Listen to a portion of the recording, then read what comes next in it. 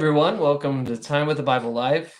We've made it our goal and our mission through this series of studies to get to know Jesus better, who he was, what he taught, how people interacted with him. And today's study is going to be in Luke chapter 10. Luke chapter 10, we're going to be studying about this parable of the Good Samaritan. I think it's going to be a really good study. And today we have with us David Eldridge. David, good to have you with us. Hey, Curtis, it's great to be with you. Appreciate the invitation to be on the program with you today. And prayerfully, the things we'll discuss will be helpful to people as they think more about what Jesus taught, how he'd have us to be. Amen. Amen. All right, so let's go ahead and get into our lesson. We're going to read Luke 10. We're going to read 25 to 39, and I'll read that for us, and we can talk about it here. So Luke chapter 10, verse 25. And behold, a certain lawyer stood up and tested him, saying, "Teacher, what shall I do to inherit eternal life?" And he said to him, "What is written in the law? What is your reading of it?" So he answered and said, "You shall love your neighbor, or you shall love the Lord your God with all your heart, with all your soul, with all your strength, with all your mind, and your neighbor as yourself." And he said to him, "You have answered rightly. Do this, and you will live." And he, wanting to justify himself, said to Jesus, "Who is my neighbor?" All right, let's stop there. So we have this lawyer who would have been somebody who would have really known the law very well, kind of taking his turn at asking questions. And so he stands up, and it says he's testing him. So this is kind of one of those questions that's meant to trip Jesus up. They're trying to find something to accuse him of. So testing him, he said, "Teacher, what shall I do to gain eternal life?" Now that's a big question. And he starts with the biggest one. And so how does Jesus respond, David? What kind of direction does Jesus point him to? Jesus goes back to the old law, and actually, in a parallel text, he said, "On these two things hang all the law and the prophets." So, at the very heart of what God taught in the old covenant were these two commandments: to love God with everything that you have, all your heart, soul, mind, might, and then to love your neighbor as yourself. And so, if you do those things, you're loving God, so you're obeying Him, keeping your responsibilities towards Him. You're loving your neighbor, so you're doing right by your fellow man. And so, those two things are really at the very heart of the hub of the Old Testament and Old Law. Yeah, really, those are underlying principles that will lead one to do everything else that is written in them. And Right. so it's really more principles than it is anything. But they were things that the Jews would have known and would have taught often and memorized. Love the Lord your God with all your heart, soul, and mind. They knew that. So Jesus says, "Well, you've answered rightly." And he says to do this and you will live. It's kind of interesting. He directs him to actually put it into application. Maybe this guy would have liked to more discuss about it, talk about it, than he would actually do it. But I think it's interesting in verse 29, it says, "But he, wanting to justify himself, said to Jesus, 'Who is my neighbor?'" What do you think what do you think he's trying to justify, David? I don't know if you've... Well, it's interesting. As one who was a lawyer and knew the law well, he probably thought he was doing pretty good in his responsibilities towards God, as far as keeping the commandments of God in relation to God and what he needed to do towards God.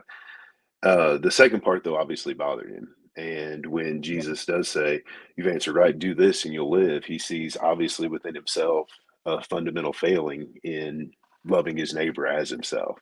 Yeah. And so, in an attempt to justify himself, he says, "Well, who is my neighbor? Who do I really have to do this towards? Who do I have to show love towards?" And trying to obviously exempt some people, it would seem, so that he felt justified in his behavior. And so that was his real hang up with how he was treating his fellow man. Yeah. I think you're right. I think he's trying to justify why he wasn't doing what Jesus said. Yeah. Right. All right. Any other thoughts about kind of the introduction into this parable? What's leading up into it? It's just, I think, before we move to the parable, it is interesting to note his justification and really the question that motivates Jesus giving the parable of the Good Samaritan, as we often call it, is that Jesus is asked the question, "Who is my neighbor?" And in response to that, and in the context of loving your neighbor, then he gives this parable. So it's a direct response to that question in the context of loving your neighbor. Yeah, absolutely. Okay. Do you want to go ahead and read the parable itself, David, and we'll get into Sure. talking about it. Sure. So we'll start in verse 30. Then Jesus answered and said, a certain man went down from Jerusalem to Jericho and fell among thieves, who stripped him of his clothing, wounded him, and departed, leaving him half dead. Now by chance a certain priest came down that road, and when he saw him, he passed by on the other side. Likewise a Levite, when he arrived at the place, came and looked, and passed by on the other side. But a certain Samaritan, as he journeyed, came where he was, and when he saw him, he had compassion. So he went to him and bandaged his wounds, pouring on oil and wine. And he set him on his own animal, brought him to an inn, and took care of him. On the next day, when he departed, he took out 2 denarii, gave them to the innkeeper, and said to him, take care of him, and whatever more you spend, when I come again, I will repay you. So which of these three do you think was neighbor to him who fell among thieves? And he said, he who showed mercy on him. Then Jesus said to him, go and do likewise. So Jesus tells the story about a certain man. That's about as much as we know about him, other than the events that happen to him, what people do to him. And I think one of the things I see in that is that loving our neighbor doesn't really depend upon any kind of standard or quality necessarily. We're just to love our neighbor. And so he's gone down this road from Jerusalem to Jericho. It's interesting. It says that he went down from Jerusalem to Jericho. And apparently that was all downhill. And there was a road that went between the two cities. And apparently it was pretty windy, and it was really narrow. And there's lots of caves, lots of hideout areas where the assumption is that there were several muggings along this road as people traveled it. And he happens to come upon some thieves. And they stripped him, wounded him, and they left him there half dead. And that kind of sets up for our parable here. So any thoughts? Yeah, I think also when you look at this, a certain man went down from Jerusalem to Jericho. Jesus, of course, it's a parable, just a general story. So he doesn't give a name to this man. But I think it's indicated in the text that this certain man was a Jew by seeing the people that should have helped him and been inclined to help him, and then the importance of the one that actually did help him, the Samaritan. So a certain man, it's understood, I think, in the parable that this certain man was a Jew. Yeah, I think that's important to the story. Yeah, you're right. So when a priest comes by, sees him, and goes on the other side of the road, and then a Levite does the same thing. I don't know. As you read that, like, what do you think motivated them to go to the other side of the road rather than stopping and actually doing something, unlike the person that does stop? Yeah, that's interesting. I mean, when you think about the priest, he actually saw him, but he didn't even go over to check on him and see how bad it was. He just couldn't be bothered with the distraction of this man or take his time to help him. So he actually passes by on the other side. Then you come to the Levite, and the Levite's kind of a rubbernecker, like a looky-loo. He wants to see what the man's situation is. So he actually, what's going on over here? He goes over and looks, but after he sees him, then he walks over to the other side of the road to get as far away from him as he can, and goes on his way.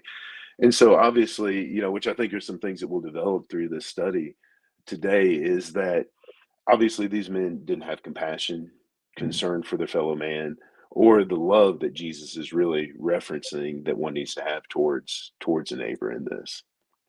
Yeah, and I don't think they were just not willing to sacrifice, as we'll see here. We'll talk about that here in a minute as well. Their time and their energy to do something when they saw a need. Absolutely. They were willing to do that. And it's important to also notice who they were. I mean, Jesus is obviously making a point, a priest and a Levite. You would think that among the Jews, if there was somebody that saw their fellow Jew in trouble and in distress, would stop to help, it'd be the priest or the Levite. But those are the two men that you would expect to help that don't.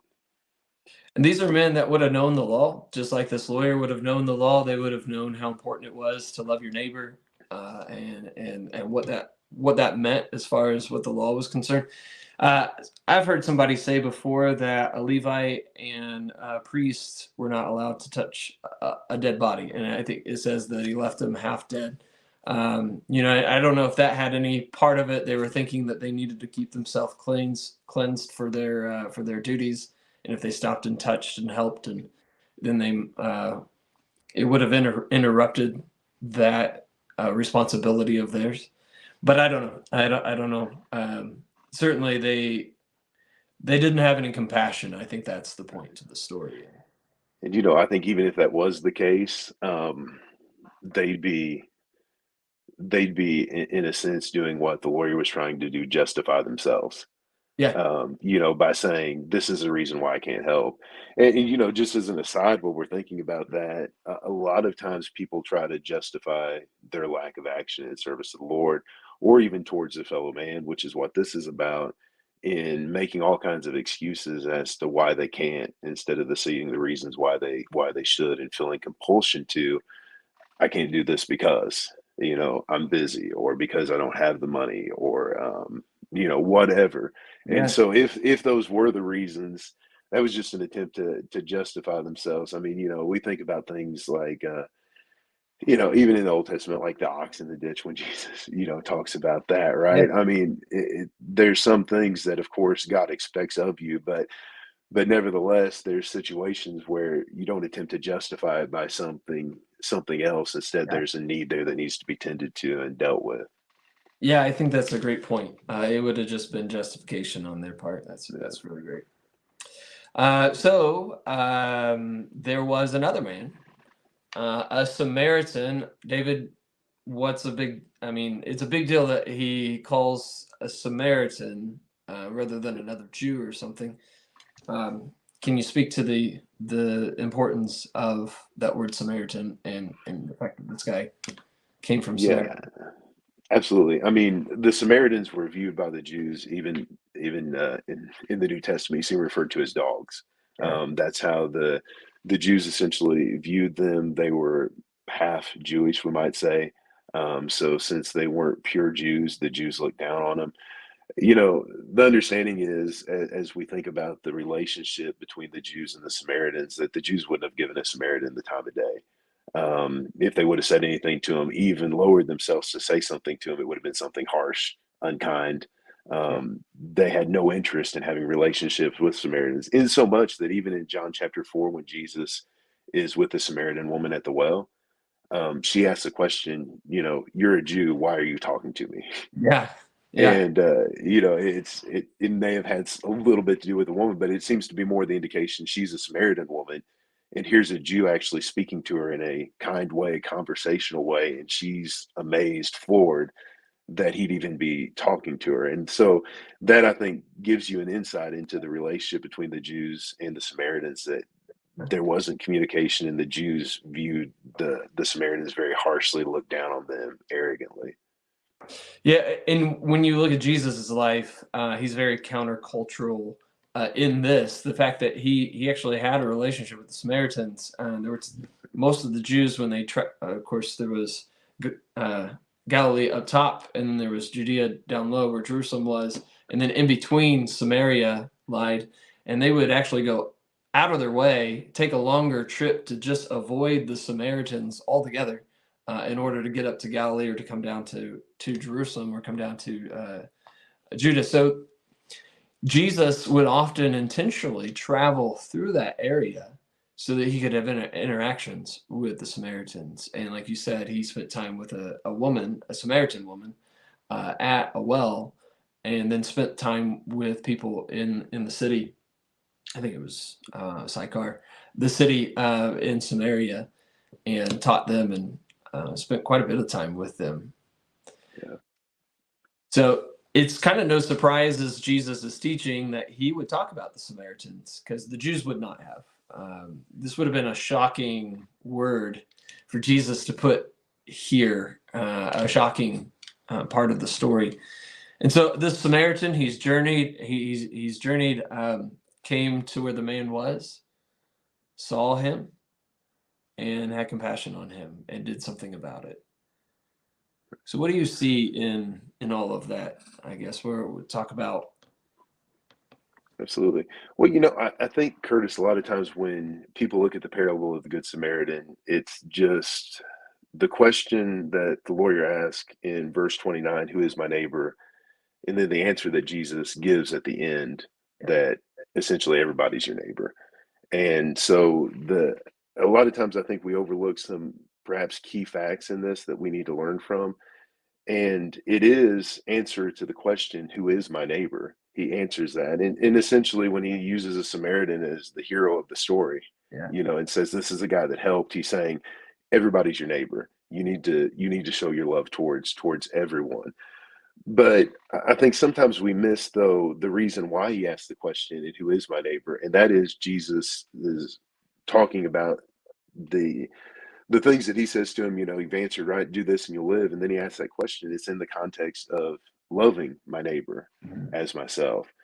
And I think in the parable of the Good Samaritan, you see not only the lesson that everyone's your neighbor, but also the concept of what it really means to be a loving neighbor.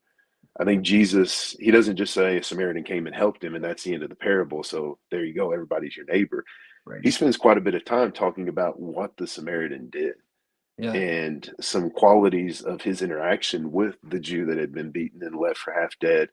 And I think in those things, there's a number of points that we can glean from it to understand how to better be a loving neighbor to those around us. Yeah, I think that's And a so, great point because he does give a lot of detail as to what happens, what the Samaritan does, and how much he goes out of his way to be able to help this man.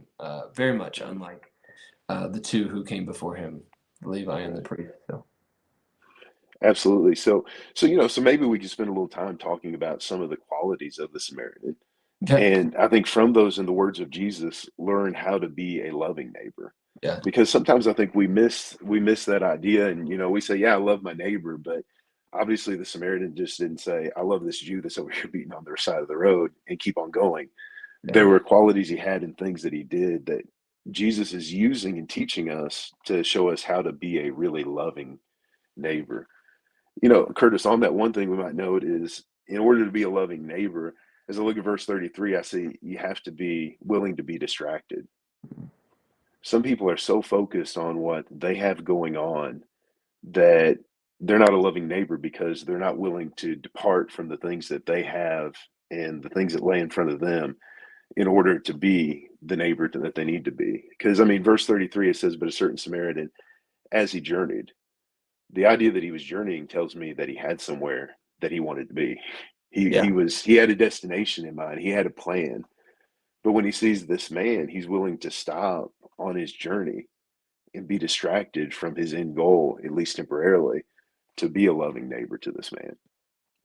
Yeah, that's a great point. And it is so easy to get caught up in your busy day and to think of the things that you've got planned, things that you need to get done.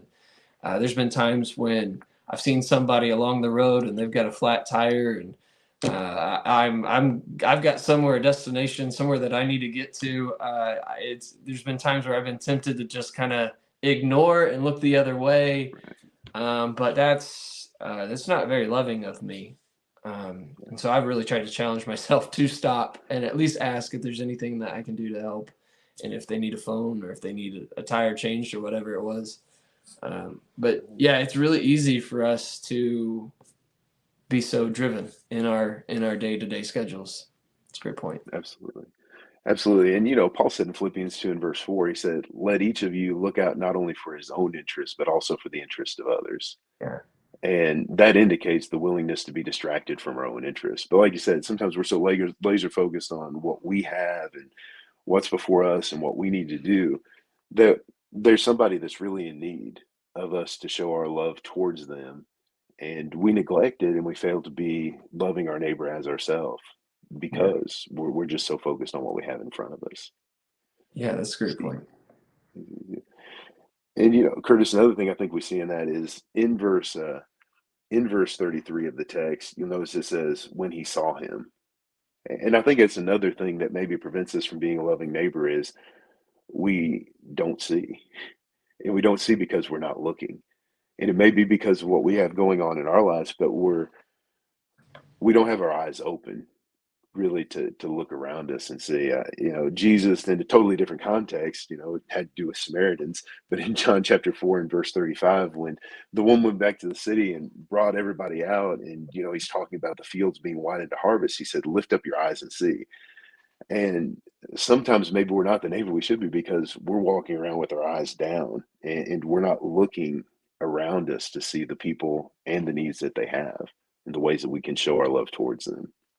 That's a great point. I mentioned a verse earlier, and I can't seem to find it, but it says when John talked about when you see your brother in need and you shut up your heart against him. Well, I think part of the point was that you need to be looking for their needs, not just kind of wait for them to come to you and tell you exactly what they need, but we need to be looking out for each other and looking out for the needs of each other. Absolutely, I agree. And in the passage you're referencing in John, it says, it relates to love because he said, "How can you say that the love of God abides in Yeah. him?" If he doesn't help somebody that's in need. And sometimes maybe we do use that as an excuse and maybe justification. We say, well, they didn't ask for help, or well, the reality is sometimes we don't know that someone needs help because they don't ask, and it would be nice if they Yeah. let us know their need, right? But if we're honest with ourselves, I think there's a lot of times that we may see someone and have a strong feeling or an inclination that they need help, or actually know that they need help, but we choose to ignore it just because they're not verbalizing it. They're not Yeah. saying, "Hey, I need help with something." And so we're not really looking, we're not really seeing the needs that are around us. Yeah. It's that way in every relationship. I mean, in a marriage, I mean, husbands are not great at this at times, but we're to be, mindful of our wives and kind of have a grasp of when they need things. But that is equally true when it comes to our brothers and sisters in Christ and our neighbors. Be on the lookout for people who are in need, and when we see them, do something about it. Absolutely. And so, to be a loving neighbor, we need to see the needs that are around us. But then the next part, and you mentioned this was we were going through the reading, but in verse 33, it says, when he saw him, he had compassion on him. The reality is, and obviously it's not a new thing because Jesus is dealing with it, here when he was walking on the earth, nearly 2,000 years ago. So, I mean, it's not a new thing, but there are a lot of people that lack compassion. Yeah. Um, compassion is actually defined as feeling or showing sympathy or concern for others. And sometimes, in this connection, Chris, I think when it comes to being a good neighbor and a loving neighbor, we may be hardened by life and, the things that we've gone through, maybe personally. I also think when it comes to being a loving neighbor, and, I know a lot of times this brings up a lot of discussion, we should be wise in how we help and who we help and the ways that we show being a loving neighbor. But the reality is sometimes people that would take advantage of our compassion and seeing that in different areas, and sometimes so much of that, I think it causes us to be hardened to the point where we're less compassionate Yeah. because there are people that take advantage of compassion. Yeah, I think that's a great point. I was thinking of First Thessalonians, where there were those who were taking advantage of the generosity of the group, and he warned them. He said, "Don't just live off their generosity, but work with your own hands. Provide for yourself." But then he instructs the rest of the church. He says, "But don't you stop giving." The point was that just because somebody would take advantage doesn't mean that you should stop being generous. And sometimes I think that we allow that to happen, and we think that just because one person might, take advantage of our compassion or whatever, another person will not. Another person who's in genuine need, we need to be willing and ready to share with them and to help where we can. So Yeah, absolutely. In First Peter 3:8, Peter actually connected the idea of being compassionate with being tenderhearted. And sometimes maybe we don't have a tender enough heart to when somebody is hurting or there's some way that we can help and and assist them and be a really loving neighbor towards them. we don't have the tender heart that's actually hurt by seeing what our fellow man's going through. Yeah. And obviously, you look at the priest and the Levite, no compassion, no tender heart. I mean, it seemingly didn't bother them at all that this man was in the situation that he was in. And you'll see that. I mean, it's amazing to me in some places and maybe some bigger cities where you see a video of somebody who's lying in the street injured, and people just pass by them and keep looking straight, and they'll actually, Yeah. or they look down to walk around them, Yeah. and just a total lack of regard for their fellow man or compassion to see somebody who's hurting and not feel motivated to do anything to show any love towards that person. Yeah, that's a great point. I think our temptation when we see somebody maybe who's sitting on the side of the road, who's in some need, and we just kind of we do this, we'll walk around them, we'll do whatever we can to kind of avoid them. But compassion requires us to be brokenhearted by that. And I know that there's people who take advantage of that, who are not genuine in their need. But still, I think that when we see somebody, we ought to have the tenderheartedness that you're talking about. That's right. And back to what we were talking about earlier with the people that would take advantage. With people that are taking advantage, like I said, Jesus even called on us to be, and we can apply it, I guess, in a few different ways, but to be wise as serpents and harmless as doves. And so we have to have some wisdom, right? I mean, if somebody's obviously trying to take advantage, or even when we think about that, and I don't want the idea of loving your neighbor to be like a financial concern only, because there's so many ways to show love towards your neighbor, right?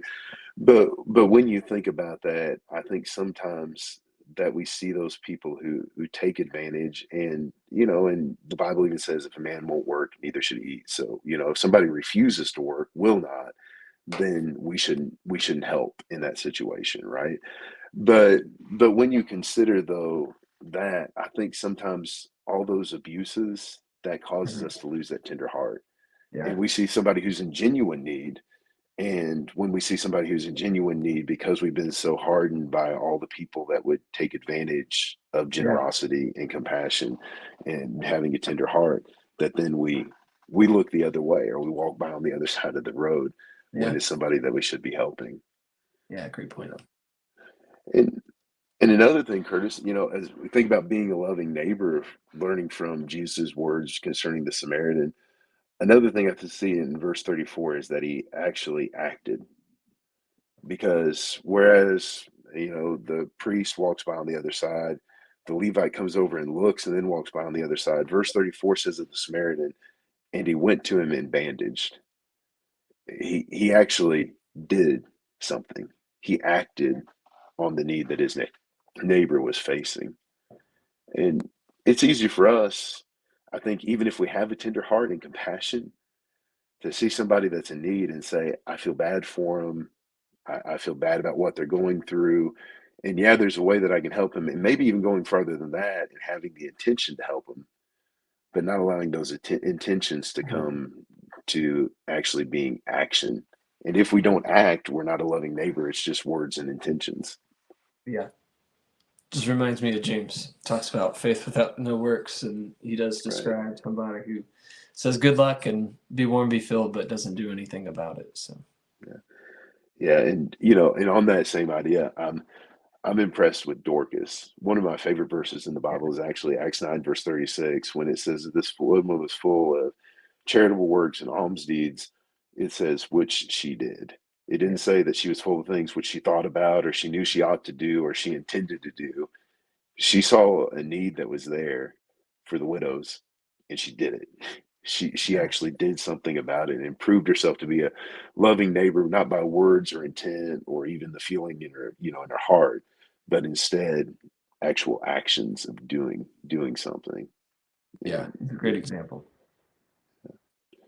and with that though, Curtis, I think another thing we see about the Samaritan is not only does being a loving neighbor require us to act, but sometimes that action has expense to it. And, I was talking about that earlier. I think sometimes when we start talking about these things, everybody thinks about just handing out money, and that's not what we're talking about. I mean, that can be a way in certain circumstances to be able to help somebody, with a need. But there's so many other things, but it's expensive to help somebody.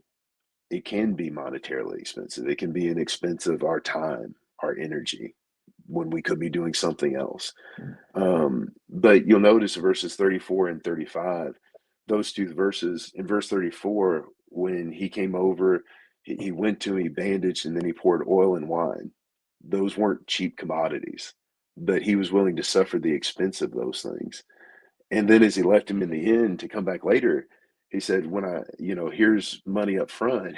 And when I come back, if there's any more that he costs you at that point, I'll take care of that. And so being a loving neighbor, I think is important for us to see. It'll cost us something. Yeah. And we have to be willing to endure that cost to be a really loving neighbor towards others. Yeah, as you study with somebody, or as you spend time with them, or as you I always think of it as an investment, and maybe that might be a bad term to think, because it's physically money, but you really are investing in that person. You're sacrificing your time and your efforts, and you're sacrificing yourself in them, and really that's what loving your neighbor is about. Absolutely. And with that, that's a good point, because this man, at least, when you think about the parable, may not have been in a position to ever pay this man back. I mean, they may have never met again, but of course he's been robbed of everything that he had on him, at least while he was traveling. I mean, Yeah. this wasn't a man that was going to be able to pay him back and say, here's money for oil and wine, and here's money for he paid the innkeeper to take care of me. I mean, maybe they could have met up somewhere later and he could have done that, but he was willing to suffer the expense without receiving something in return, and at least from the man. And to your point, we look for a greater return.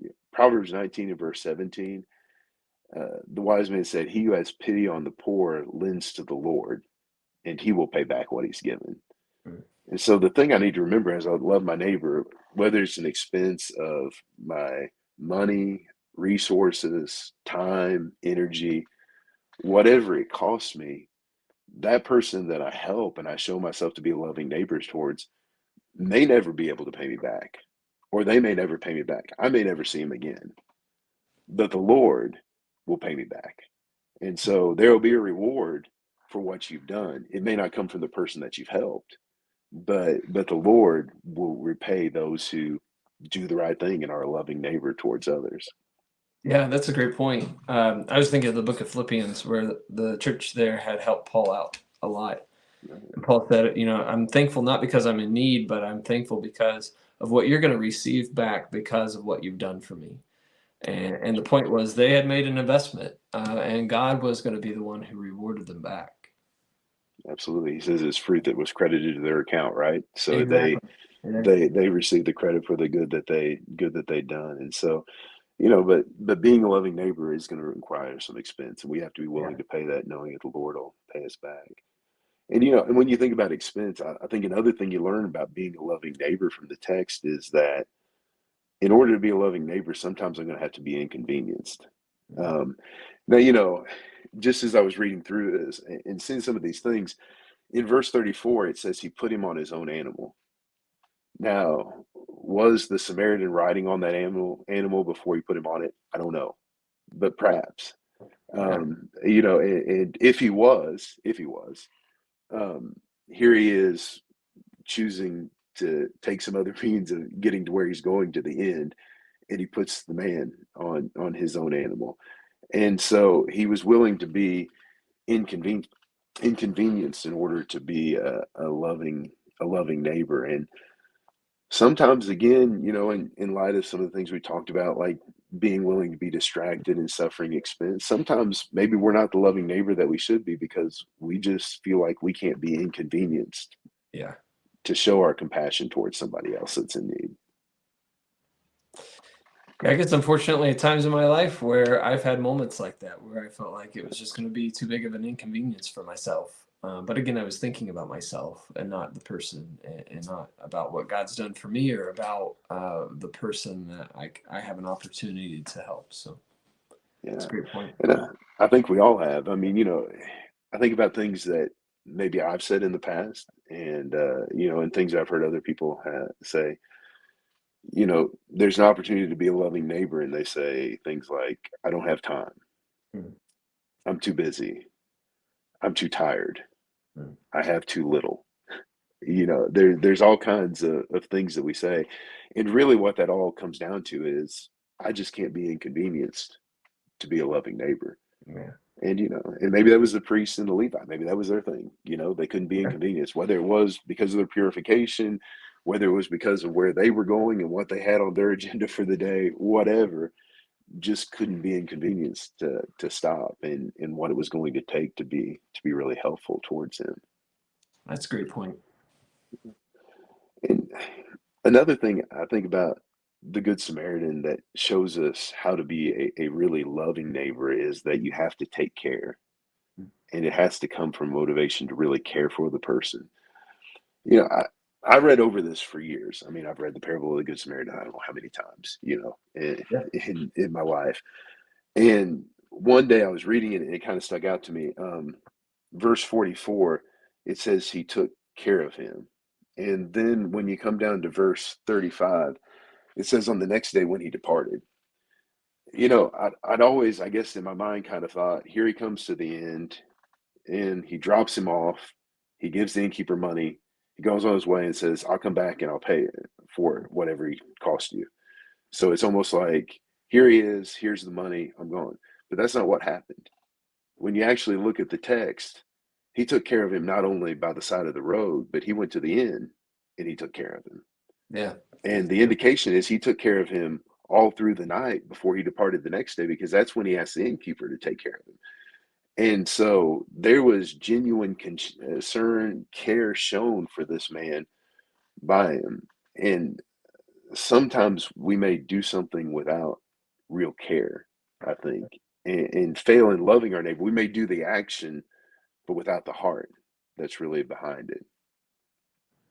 And, one way, Curtis, I think sometimes that you see that is, and again, I'm not being harsh on anybody, but you see this a lot, and this is helpful, but there's some need, like some disaster or something like that, and or somebody's in real need, and people say, "Well, I don't have the time to help, or I can't help in any way, but can I give some money?"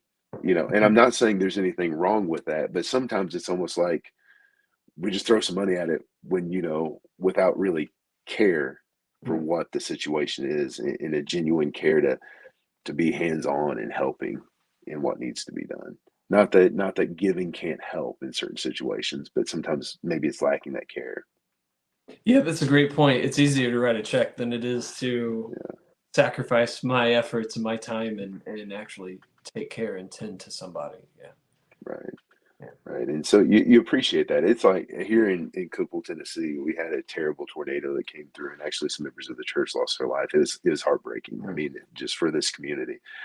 And a lot of people gave a lot of money, and that's what I'm saying. I'm not complaining about that. That money was helpful for the victims, both Yeah. who, their families of the victims who lost their life, and all the devastation that was here. And so that was of great help. And those people from across the country and across the world that helped with that, it was wonderful that they did that. And so I'm not taking anything away from that.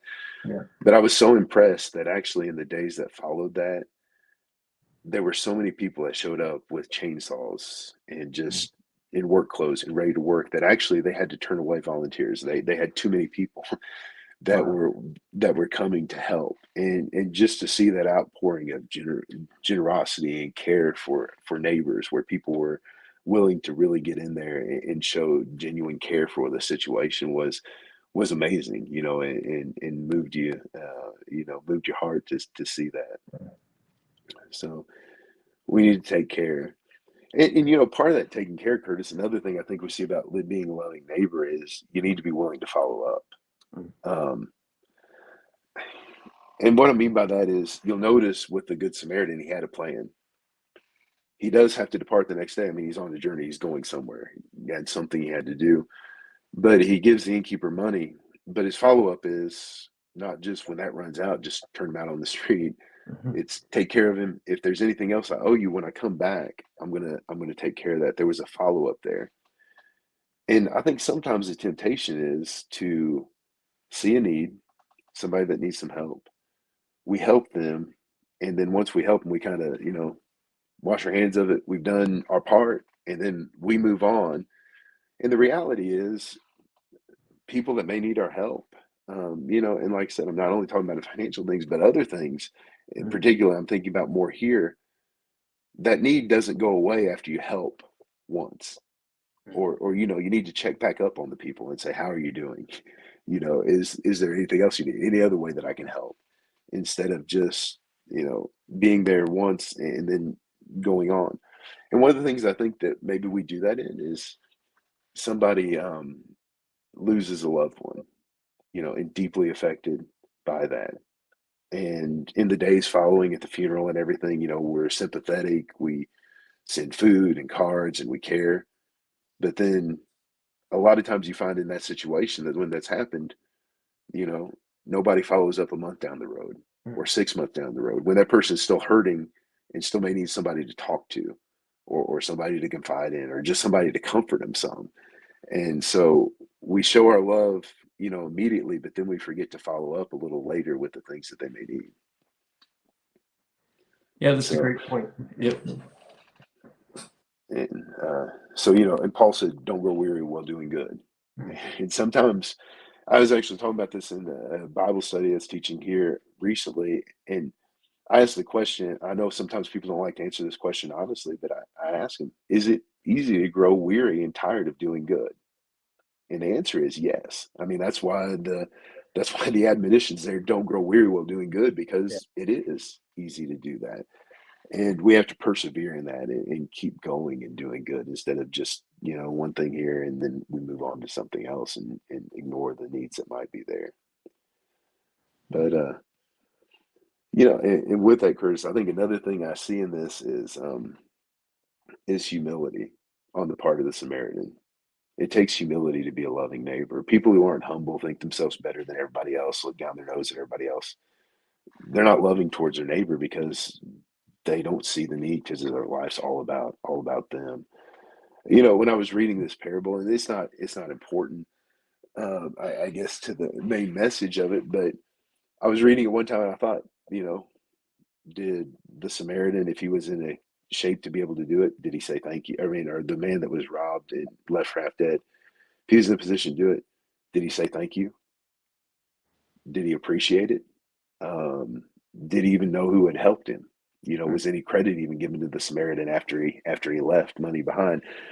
Um, you know, or was he, when he found out it was a Samaritan, did he speak evil of him? I mean, because of the relationship, we don't know. But the thing I appreciate about the Samaritan is he wasn't doing these things for the praise that he'd receive from the person that he was helping. He was doing it because he needed to be a loving neighbor to this man. I think that starts at the very beginning of the parable because um, I don't know if he knew he was a Jew or if he didn't know he was a Jew, but the Jews already hated the Samaritans. If he's looking for praise, then a Jew wouldn't have been the person he would have stopped to help. So really, all throughout this, I think I see a humbleness and everything that you've mentioned, enduring distractions and having compassion and action. All that takes an ounce of humility. If he just was stopped and snubbed his nose at him and said, "Well, he probably got himself into this mess. He deserved it, or whatever," he wouldn't have stopped at all. There would have been he would have talked himself out of it. So Right. So I think we need to remember not to do things for the praise that we might receive from it. And I just looked at the timer. I know we're past the time that yeah, usually run on this, but just one more thing, if I can throw in there, that I think is important. Um, and this is seen actually in the answer of the lawyer at the end when Jesus said, "Who do you think was a neighbor?" He said, "He who showed mercy on him." And mercy is an interesting thing. Mercy is not giving someone what they deserve. If this Samaritan had given this man what he deserved, then he would have done what the priest and Levite did, yeah. because this man would have hated him. We would assume, because of the relationship between them, he would have hated him, not had anything to do with him. And here he was said, "This is a man that would hate me. not talk to me, talk down to me, wouldn't have anything to do with me. He doesn't deserve my help. And sometimes we need to remember that when we begin to think this person doesn't deserve me to help them, that we need to remember the importance of showing mercy, even as Jesus said in the Beatitudes, that we might receive it from the Lord at the end. So just I think that's important for us to consider, is it's not just doing things for people that we see as being deserving of our help, to be a loving neighbor, Yeah. but to be merciful. Yeah. Very good. Very, very good. I think everything that we've talked about, Jesus summarizes it by saying, "Go and do likewise." Absolutely. This is the way we become loving neighbors, and these are some of the things that we need to go and do in order to be what we're to be and gain eternal life. Remember, that was the question. It's not that we are trying to earn our way there, but these are the types of things that a person who loves God and loves his neighbor do. So, Absolutely. all right. Well, thank you, David, for being a part of the study today. Really great study. Some things I hadn't slowed down in this parable to think about, because I do think the detail's there for a reason. I think it's there to challenge us. So appreciate you being on, and maybe I'll have you come back some other time. That sounds great. Thanks again, Curtis, for letting me be with you today. Yeah, absolutely. Thank you, everybody, for joining the study. If you didn't get to watch all of it, you can go back and watch the recorded version, and you'll be able to see it and maybe slow down and study it for yourself. But I hope everybody has a good day, and God bless.